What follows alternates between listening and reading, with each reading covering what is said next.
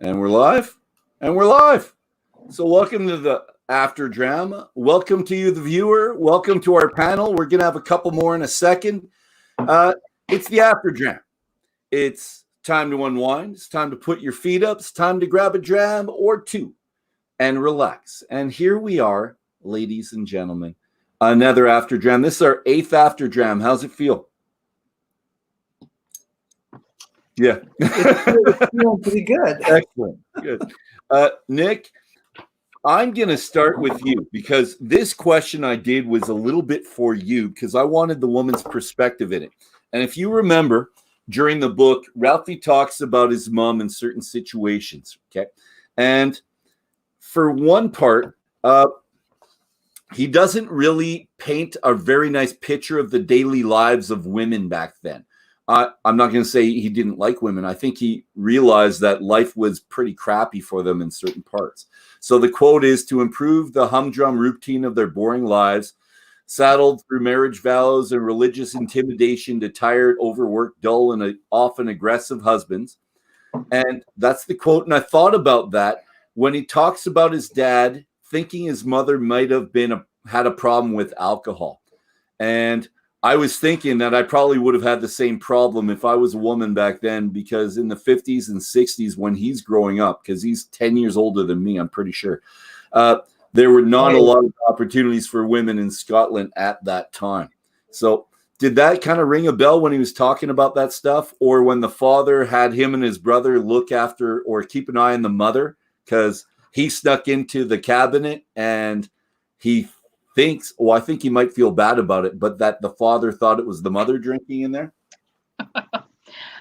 Yeah, it does. It echoes, and it's still relevant to today.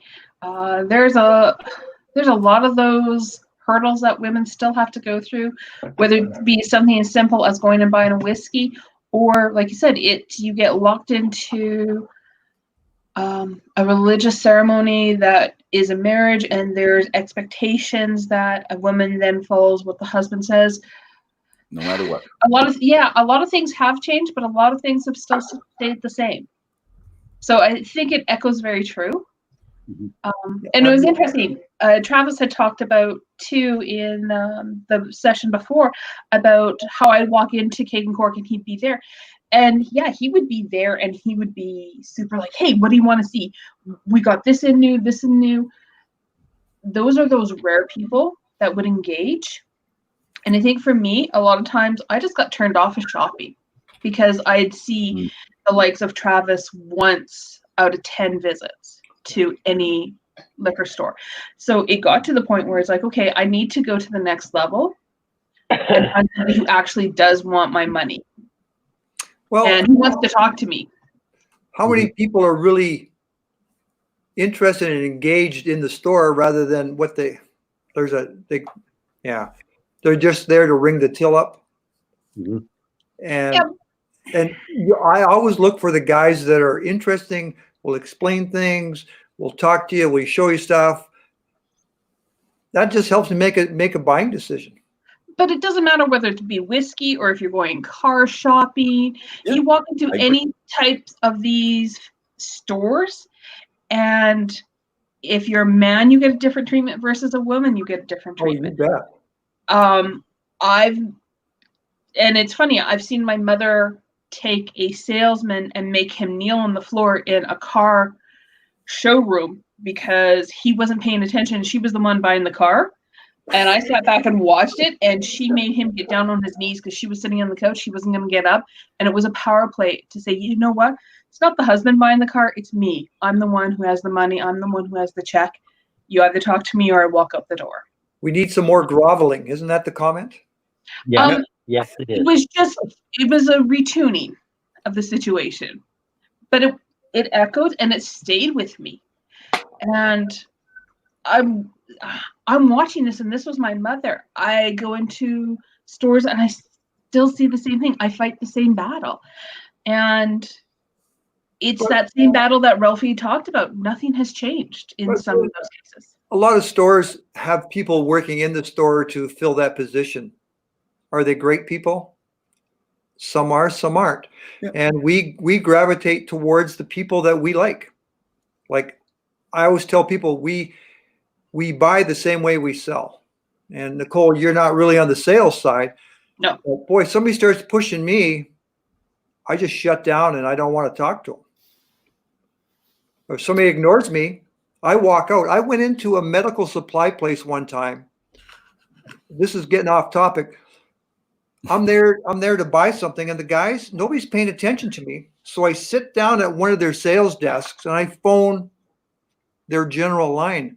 And I said, "Do you have this product?" "Oh, yes, we do." I said, "Do you have salespeople on the floor that will talk to customers?" Yeah. I said, "Well, I'm sitting over at your desk and nobody's paying attention to me, and you guys are answering the phone all the time." I could see the lady look up and say, "Holy shit, who's this guy?" I got what I wanted, but I was there to spend money. Well, I'm going to bring us back on topic. Okay. And valid points there, both valid points, and continue. And we can talk about it after the after Dram. But what we're going to do now is talk about Ralfy getting away with doing some successful crime and stealing things from Dad's liquor cabinet. And I'm wondering if anyone's got a clear memory, just like Ralfy's clear memory of getting away with something. And it might not have been a crime, just getting away with something. Dolph, can I just say, I have no idea what we put in these things, but me and my brother in I want to say junior high school, used to go to some of the same parties. Yeah. And my older brother, who's 3 years older than me, would put alcohol in contact lens bottles. So he would take liquor from the cabinet of my dad's and put it in contact lens bottles. So if his bag ever gets searched, he'd be like, "Yeah, it's just my contact lens solution." So me, being the younger brother, started doing that, but I didn't have contacts. So no one could ever tell, though, unless you're looking into your deep blue eyes, buddy. But how much liquor can you get in a contact case? I mean, hard liquor, you can get, it's like enough for a 15, 16-year-old, right? So, my brother will probably, I'll send him the link to this. I'll be like, I talked about, I learned from him, but then in hindsight, I realized that if he ever got busted, he'd just say, "Oh yeah, it's my contact lens," but I didn't wear glasses or contacts. But I don't think we ever got busted, but I don't know if we ever touched my dad's high-end Scotch. We were probably more like vodka and, the clear stuff that looks like the liquid. That's good. Exactly. Yeah. Nicole, you ever get away with something? No. Afterwards, this could be a coming out type of thing for you. And Nicole, I have to say, this is all North Side where you now live. This all happened on North Edmonton, so we are connected. No, I was. I'm going to say this because I have no sibling in the room to counter it. I was the good one.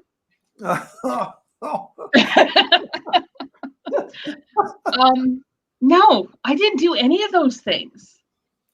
Nothing? No, how about something as innocent as at Christmas, finding a gift, and then for me, with my parents, they hid one thing and they told me it was so well hidden I never found it. And I found it the next day. I opened it, I unwrapped it, I wrapped it back up so I could know what it was. Anything like that. You had something that you did. You know what I likely did? I honestly don't remember. It didn't stick in my head.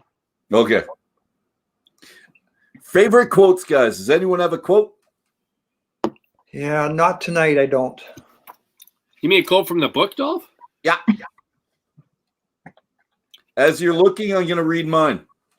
And we talked to Don. Don can't come back on, but he had the same one, or he liked the situation. So page 14, I'm sure he got the message. The judgmental teetotal wee bastard, he could get stuffed. And that's when he got the free bottle of Bell's in his apartment. And it was in the afternoon. And he was told, Ralfy, to actually, if you could taste this bottle of Bell's and then come back to this local bar and tell us your impressions of it. And his neighbor, and he just moved to this place, his neighbor comes out, sees him with the bottle, and he says, a bit early for that, isn't it? And then that was his thought. He didn't say that. And on my page, because you turned page before you saw his response to it, for me, it was like, you something, something. So I even swore on the page, I said, don't take this from that, yada, yada, yada. And then the next page, he actually said that, which I really like. On page 14, Dolph, I have 4 stars in the bottom half of page 14. Okay. And maybe I don't even know. There was just a few different chunks there where he said, I was in no hurry to get drunk. It was no race to me, no mad dash, as it seems to be for so many around of us in this maddening world. That first quote is like, I think sometimes the joy of drinking whiskey with friends and just sitting around and sipping a few drams it's not about getting drunk. It's about the experience. It's about the moment. And we talk about it. A whiskey isn't a whiskey until it's shared. He was talking about that years and years and years ago as a younger man, which I thought was cool. And then he said, I have made it a habit in life to stick to promises, as I have an instinctive awareness that personal integrity is an undervalued form of wealth, enhancing the quality and meaning of our lives. And from experience over many years, I find this to be generally true. As much as people may want to say, oh, Ralfy's a bit of an interesting man and he kind of got mad at banks, and he had principles that were important to him, and sticking to promises. In my mind, I made a promise to my kid today. I said, I promise you can play on a video game on my phone later today. It was a promise. These are little things, but if I had not stuck to that promise, my kid would call me out on it tomorrow. He would say, he's 4 years old. He would say, remember when he promised me? Ralfy is a man of principle. And this is what I got in 3 chapters of this book, and why some people might say they respect Ralfy less. I respect Ralfy more from these first 3 chapters because he is who he is, and he is a man of principle, and I respect that. Well, and he knows what he is too, right? And you know exactly what to expect from him. He'll tell you black and white. He likes it or he doesn't like it. And I respect that. This was my wife's favorite one. This page 35. As soon as I walked through the door of this converted terrace cottage, I fell in love with the place and its engaging characters. Andy, the affable mustache whiskey communicator whose natural manner and enthusiasm could sell sand in Arabia. And that was the part she liked. She thought it was kind of funny because in Canada, it's still like, this is an old quote, but you would sell to an Eskimo. There we go. Ice Eskimos, yeah. Yeah. So it's funny that he's coming for sand to Arabia type thing. So it's just, and you can tell when people do tasting notes from different countries too, how the cultures change and what's kind of normal in one place and the next. I like that part too, because you knew exactly what he meant, but it wasn't a thing that we had heard before. So that was kind of cool. I'm going to go back to Ralfy. He gets the Bell's Islander, and that's the bottle that brought him back into whiskey. Like, it wasn't him choosing the bottle, but he got that bottle and he got him back into whiskey, he said. Is there a bottle that you guys had as a young adult, maybe, that brought, or an older adult, kind of like me, a little bit older, that brought you back into whiskey? Because I started rye and Coke and then off of that for many years and then back to good whiskey. Is there a bottle that brought you guys back? Well, I'll go first because no, there was no bottle that brought me back. I kind of started because of what we were doing. But what I got from Ralfy was he took the time and effort to go back and study it and give notes. And the guy at the bar said, yeah, you're the only guy. And today, if somebody gave me a bottle and said, hey, can you give me a critique? I would spend days working on it to give them that information. 10 years ago, I probably would have drank the bottle and never said anything. Yeah. Dave, I read that part of the book, and I think about how I will ship samples across Western Canada, and I would love to hear feedback. And you don't always get feedback. So for that Islander rep to be going around and giving whole bottles to just random people, and not getting, and just hoping for and that Ralfy was like, and this is where I respect Ralfy again. I go back to why I respect Ralfy. He is a principled man. He got a free bottle of whiskey, and he in his mind said, I have a debt to pay. My debt is I'm going to bring back my feedback on this bottle. And he did it, not because he necessarily wanted to. Ralfy wasn't a very sociable guy. He did it because he felt that it was a requirement for getting a free bottle of whiskey that he was very happy to get. Well, yeah, he agreed to it when he gave it to him, right? Yeah, I agree. The guy said, "Can you do this for me? I'll give you this." Ralfy said yes, so he did exactly what he said. Yeah, this is a level of respect between me and him that a lot of people, and like the guy at the bar said, you're the only person that's been back. Yeah. And that just blew me away. I'm going to interrupt for a quick second because we didn't introduce ourselves when we came back, and some people watch this and not the other one. So just really, really quick introductions if we could, and I'll go Nicole and then Travis and then Kent and Dave if we could. So just really quick. Nicole, Black Cat Whiskey, and we're double fisting Buna 12s tonight. Excellent. Travis, you're up. Travis, multiple Instagram handles, Drams for Fams, Edmonton Scotch Club, Rare Drams, and currently, because I finished my Buna 12, I am now on Compass Box, Hedonism, the Muse, because we were talking about beautiful bottles earlier, and it's a beautiful and bottle. it is pretty. Look at that. Yep, I agree. Dave, you're up. Yukon Dave, Yukon Dave _EDM. My glasses are empty, so I've moved on to one of my own whiskeys, and I don't want to promote it. So, yeah.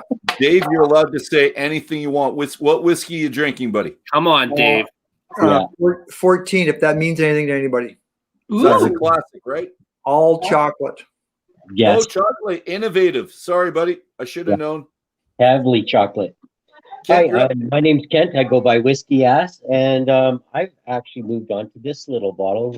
You can read it. I gotta get my glasses on. Hold it closer. Or you could read it for us. Oh, no, it's way more fun for you to read this. Because It's not in resolution. We can't read it, Kent. Sorry, guys. It is the Ben Romack 10. Oh, okay. Yeah. You're not supposed to drink that yet. No? Oh, when am I supposed to drink it? That's next week. Ben Romack 10's next week. Well, you gave me a sample, so I'm trying one of it tonight. Okay, well, keep the rest of it. Because Dolph, he has no other whiskey. He has no other whiskey in his house. Yeah, okay, so we need to give him something. Poor guy. So I'm Dolph. I'm the spirit of Edmonton. I'm the president of the Alberta Scotch Society. I'm the mediator, moderator. I'm the guy that put this together and loves all these people in front of me, no matter how flawed they are and how much they don't listen to me. Quit picking on me. No, I'm talking about Kent now. Be quiet. This is the Ben Romack 10, and this is next week's dram that we're going to drink. It was Ralfy's Whiskey of the Year, but I'm not going to talk about it this week because I want to talk about it next week. So keep a bit. Okay, Kent? Oh, I've still got an ounce. Oh, yeah, good. And we're hoping someone else comes up with something Ben Romack like that we can compare it to. I'm not sure what we'll do. I like the idea of having two drams for us every week, the actual one and something either comparable, the same, or like Travis did, the Bunnahabhain 10, not 10, 12 in the 18 type thing. So if we can find another Ben Romack or someone's got one in their little cupboards, I think that's a good idea we could do. Yeah, I drank one. Let's get back to everybody, not just me in the middle. Yeah, and just to finish that off with Ralfy, I'm sure the 30-year-old Dolph, or before 30, I would have drank the bottle, and I don't know if I would have brought it back. So 20 years worth of me after 30, I would have probably done that. So I think it's a good thing. And you know what? I'm just going to say yes. I have a respect for what Ralfy is. And that's it. Let's just leave it at that. So Well, if we want him to get on this book club at some point, we need to start praising him a little bit, or else we could be. he'll never show up. He'll never show up. Yeah. And like I said, we would change this to 11, 10 o'clock. I'd start drinking whiskey at 10 o'clock to have Ralfy on with me, right? All right. He went from being a restaurant manager to a funeral director. Anyone else fall into their like perfect job? Yeah. Tell me. I've been a beer guy since I was going to high school. That's why my marks are so low. And eventually I ended up with Yukon Brewing. And I volunteered to help them at beer shows. And I thought, this is great. I get in early, I get free beer. And eventually I became the sales guy. Perfect job for an older guy that basically I'm set in life. And my family's grown up, married off and that kind of stuff. So I can stay up past 12 now. Yeah. Yeah. And I do every time with Kurt. So yeah, this was perfect. Dolph, Anyone else? You know my story, I think, a little bit. I mean, you're a teacher. I graduated from the University of Alberta with a phys ed degree. Yeah. Taught for a year and realized that for 30 years of my life, I don't want to be with kids.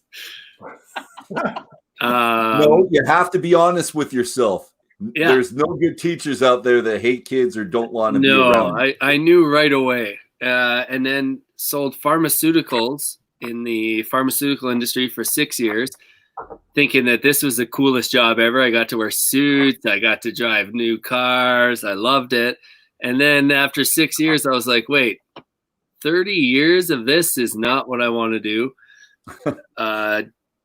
Became a firefighter and found what I really think is my job meant for me. But I am now a whiskey rep on the side as like my ultimate, I think, a job that I will do beyond firefighting, because I truly, truly love just going and talking to people about whiskey more than anything I've ever done. I love it.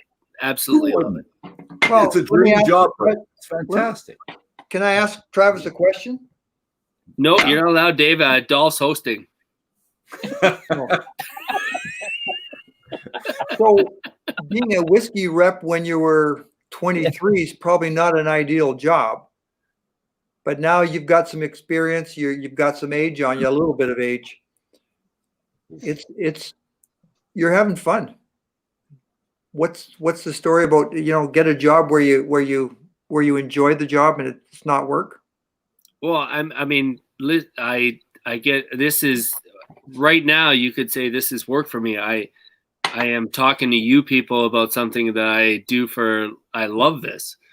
So you find something in life that you love and it's not work. And it's like, Dave, I always rave about you. You are the hardest working rep in this industry.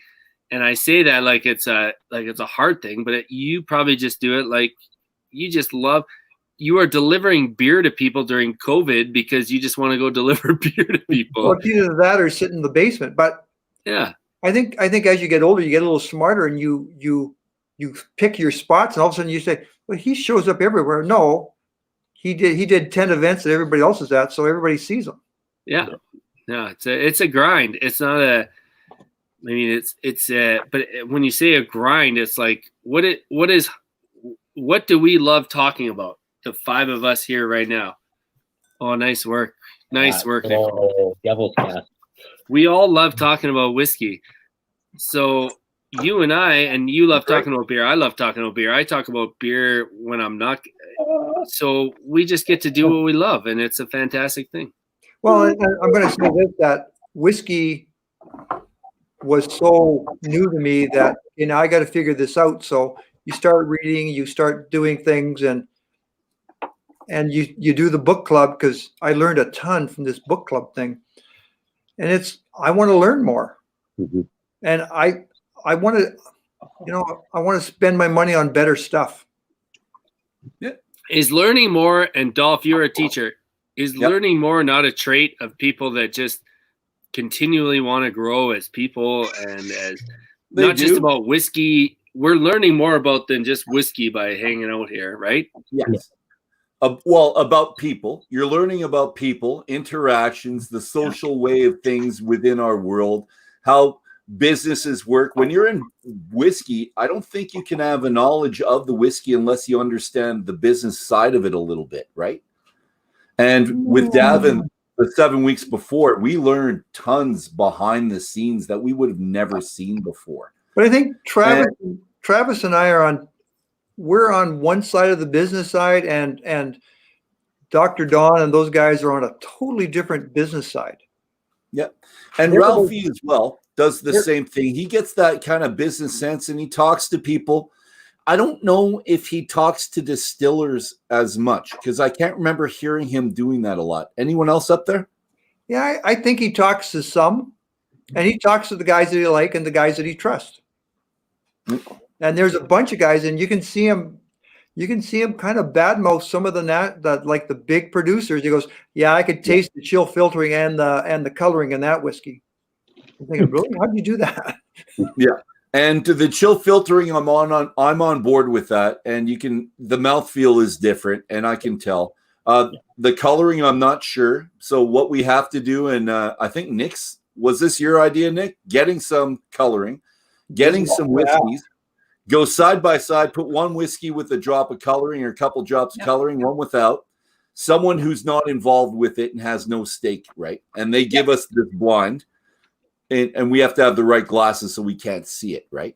Yeah. And then see if we could actually taste it. And that, I think, would be a fantastic Alberta Scotch Society tasting. You bet.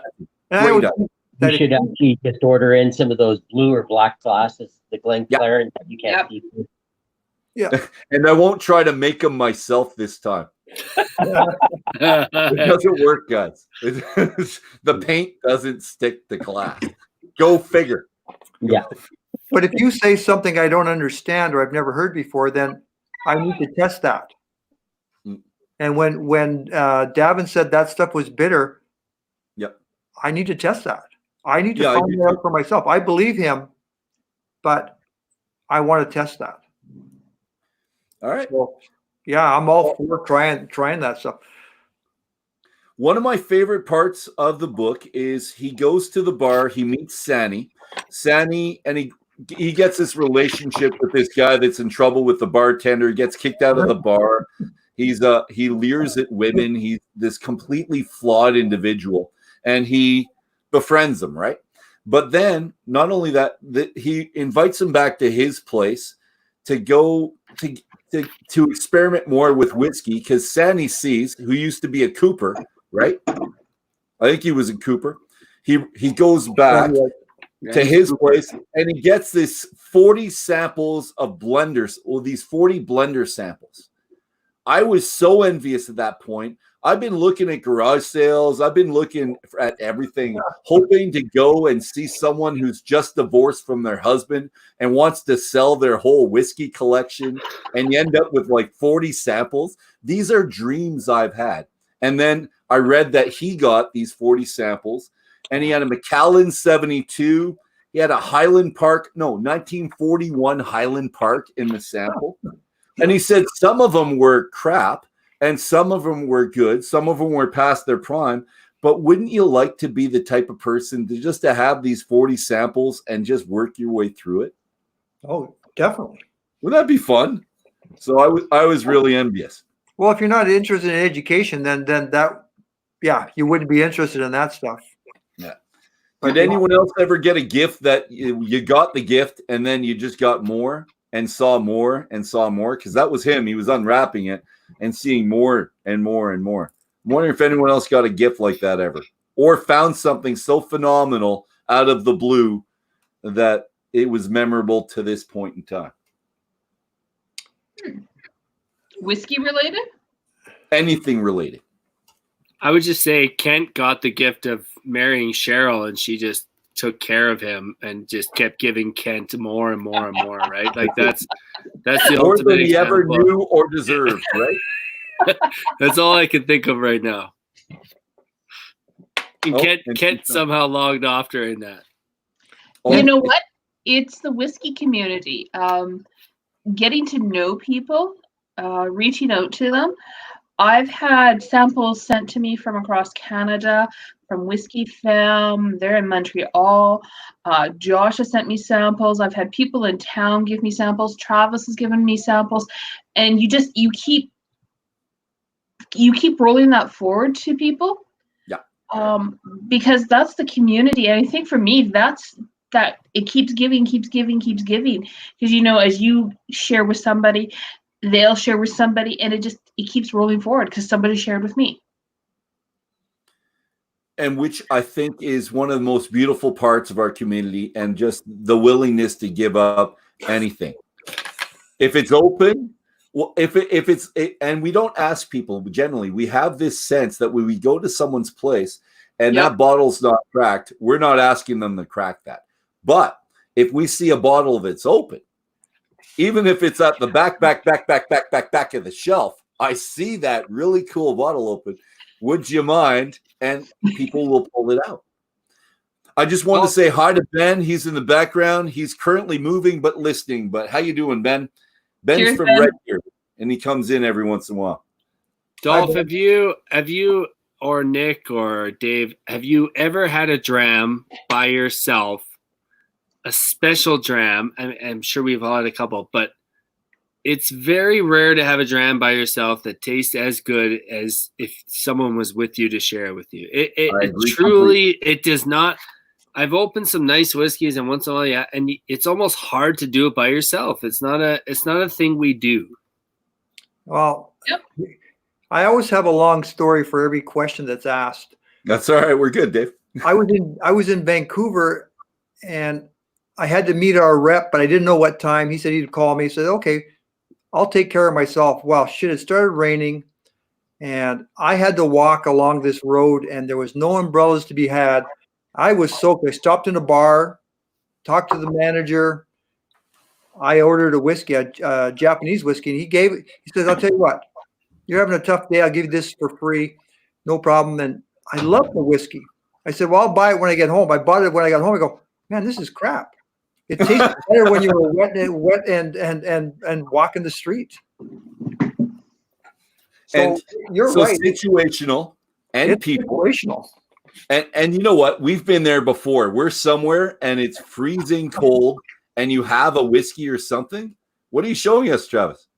Did you guys not notice the typo? No. Search for a whiskey botha. Bothy, that's how it's called in Gaelic. Yeah, They call it botha, so it's botha on the ridge and bothy on that's on purpose? Oh, I didn't realize it was on the front. Bothy on the front. It's bothy on the front and botha on the side. That's the American version. No, well, maybe it's the same. I have no idea. I just noticed it. I wasn't sure if anyone else noticed that. You're one observing guy. Good job, bud. Yeah. And if Ralfy was here, we would ask Ralfy these questions, and he would either tell us to shut up and ignore it, or he would have a fantastic answer for it. And I'm waiting for that answer at one point. I'm sure Ralfy will be on to tell it. So I have a bit of a story like Yukon Dave does. I opened a bottle a couple of years back. It was a bottle I had hunted when I'd been hunting whiskey for Josh. It was a signatory 29-year-old Bunnahabhain, which seems fitting to talk about. I chose to open it on my own, nobody else around, and sit and have the first round. For me, it was a birthday bottle. It was distilled the year of my birth. And I knew I was going to share it, but I wanted that first round to be mine and to have no one near me. And it was amazing. And to share it with people after, it was phenomenal, but it was one of those amazing drams. Okay. Alone by myself. Yeah. Oh, it can happen. Yeah. Yeah. I'll tell you mine in a second. We were talking about that. This is from Lady Whiskies. So Zara from Truth. Is it Truth Matters or Malters? Malters. Malters. Thank you. So she gave me this, and I've ran out of my whiskey. I'm done with the Bunnahabhain now, so I'm going on to our whiskey community. She gave this to me yesterday, or it might have been 2 days ago, and she wants to know how it what I think of it. It's Catalan Manzanilla, 57.1%. So I'm looking forward to it. But Nick, I did enjoy one dram without other people, and I'm really a people person. I like to talk. I like to have fun, and that really influences how much I like everything. It could be beer, pop, milk, whatever it is. Everything is changed by my environment. So I'm a little bit hard to have as a tasting note kind of guy because my perception will change so readily. And I'm at a whiskey festival, and it might very well be this first one I'm at right here, this 2013 Whiskey Festival, or Edmonton Whiskey Festival.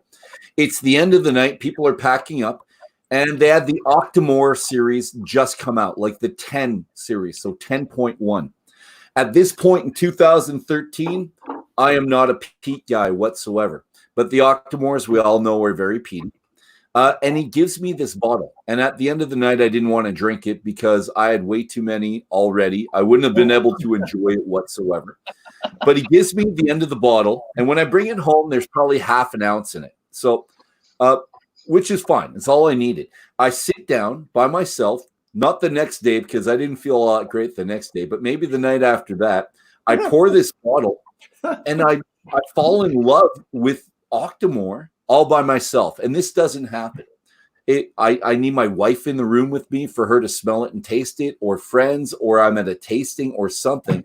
This was the one time in my life where all by myself, I tasted something and fell in love with it. And for me, it was the peat, and peat laced with a lot of sweetness at the end. And now I get that when I do some Ardbegs. Not to that extent, though, because the peat is way up and the sweet was way up. It went from one to the other, and I really, really liked it. So that was my first peat, and the first peat I really liked, and the very first time I liked something alone. So, yeah, there are moments, and again, Ralfy, this is Ralfy's thing. Ralfy wants to drink whiskey by himself by a fire. Yeah. And I do not knock him for that. Like, there are moments where I'm sure we've all had one of those moments with a dram in the basement. And Dolph, I know you like to pour 2 drams at a time. I'm sure Nick does at times. And you're in your basement or in your dram room, and you pour 2 drams, and you just get into a moment, and there's something about a whiskey and a moment and this is why I respect Ralfy, and I keep going back to this. What you're talking about right now, talking about Ralfy. Yeah, I think it's fantastic. And for me, the fire really does make it with the feeling of it as well. It just makes you feel at home. But I think Ralfy might be thinking of his father. And this is one of the things I liked about Ralfy as well, is in that very first chapter, it seemed like he had a healthy respect for his father. And still now, because you can remember when you're a kid and sometimes you lose respect for your parents and then it comes back later on. It's what happened for me as a teenager. I thought my parents were they're the stupidest people alive. And then you come back in your 20s and it's like, oh no, yeah, you understood things. You got it. You're good. But Ralfy had that for his dad, which I really liked. And his dad always had the coal. Was it a coal fireplace in there, or was his oil? He actually mentions that. No, it was coal. So he does that in his room, and he sees his father as this kind of a loner guy as well, in the room by himself, enjoying the dram by the fire. And I really do like that ambiance. And in the wintertime, no, both times. In the summer, outside by the fire, I love having one of my 2 dogs with me as I'm sitting there sipping it, music in the background. But I always like something else. In the wintertime, it's by the fireplace upstairs, dog on your lap, whiskey or 2 whiskeys, because I always do a peat and a non-peat. And it's just a great experience, I think. And that comes with being at ease with yourself. And Ralfy is definitely, if nothing else, at ease with who he is, right? Yeah. Oh, definitely. I remember drinking in a bar in Minneapolis with my dad, and I was on a sales trip, and I said, hey, you want to come along? And I said to him, I said, all the times you gave me advice, I said, you were right. I grew up. You know? Was he happy to hear it, Dave? Oh, he thought that was just priceless when I said that. I said, yeah, you were right. Like, I'd ask you something, you'd tell me the answer, and then I'd go and try and screw it up. And never let you know that things went to hell. Yeah. Well, Dolph, can I just throw in my I was drinking the 12-year-old Buna versus the 18-year-old tonight. Yep. And again, different batches or whatever. The 18-year-old Buna is a special whiskey. It is a nice whiskey. It looks good. And I've been told that there's a shortage coming, and if you really like Buna 18, you should load up. Well, didn't Sheila say that the other day? Yeah, that was Sheila that said that. Yeah. So, yeah. So I will just it's such a nice whiskey. And the 12 versus the 18, I'm not saying the 12 is bad, but I was going back and forth the whole night. The 18 is incredible. It's a really nice 18-year-old whiskey. Yeah. Yeah. That one right there is the one he has. And you had the older one as well, not the new 18. You had this one right here, not the red label, but this, correct? I have no idea. I had a sample from 2017, it says my samples. Yeah. So yours is the older one, which is good. And you know what? I'm guessing there's a difference between them now because the 12s were different. But when I don't know if he's still on or not, but when Kent and I did our Instagram, we see his little kind of thing there. I went to the 18 that night and beautiful. It was fantastic. And it's the sherry influence. And I think there's 2 casks to it if I read the front. I'm sure there's some bourbon. Yeah, they're usually bourbon too, but natural color, unchill filtered. No, I don't see it. And the print in the back's too small for me because I'm old. Sorry. But wait 10 years. Sorry? Wait 10 years. Oh, I'm sure it's all going to get worse. Marcel's on. How you doing, Marcel? Says his favorite boonie was the Whiskey Attic with Adam. I think it was 24-year-old independent, a beauty, but atmosphere and Adam's inner sanctum had a huge influence on the memory of this. Mm-hmm. Yep. Sure. It's all the people. It's what we share. And I know we like to do stuff alone, but things we share. Before we sign off, though, I want to do this. The places in Scotland, were you looking and kind of making a list of the places you would like to go in Scotland that he mentioned? Or you were thinking when you read it, yeah, I'd like to go there? Anyone think that? I will just throw in if you are going to go to Edinburgh. Yep. And it's not on Ralfy's list, but it's more of a whiskey bar, not a whiskey purchasing shop. Mm-hmm. We had an experience at the Balmoral Hotel in Edinburgh with a giant 6'5" man named Cam, who, after we gave him a couple club pins and just nerded out with him, poured us a Glenfiddich that was straight from a cask at the distillery that had not yet been bottled. Nice. It was one of those whiskey moments, and I should have talked about probably earlier, but I will tell anybody that ever goes to Edinburgh, go to the Balmoral Hotel, to the whiskey bar, and ask for Cam, and he will treat you like $1 million. See, I'm of the opinion that you can't spend enough time there. There's just too much to do. Like I followed the Keg and Cork guys when they went on that tour.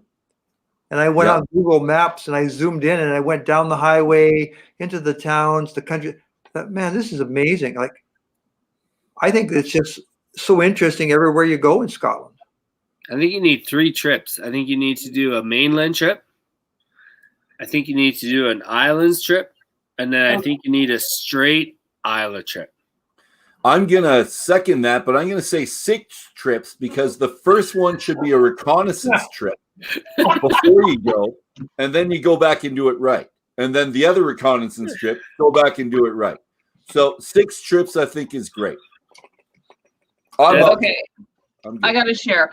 The trip that I took my parents on, We boarded the plane in Edmonton. We were flying to London and then doing a transfer to Edinburgh. And in London, I'm looking over at them. I'm like, okay, we're going to transfer planes. You need to start drinking now. And my dad looks at me. He's like, why? I'm like, you need to get your alcohol level up. I'd been to the UK before for 6 weeks, and I had learned you have to keep an alcohol level if you're in Scotland. If you let it slip, you're done for. Yeah. And after the second day, he looks at me. He's like, I need to have a whiskey with my breakfast. I'm like, yep, you do. We're good. We're on holidays. It doesn't matter. And for me, whiskey's a good thing. Whiskey's a great thing. There's a little pub. You talk about the Balmoral, Travis. There's a little pub behind Princess Street Mall. I want to call it the Crown or the Rose. And it's this beautiful old pub.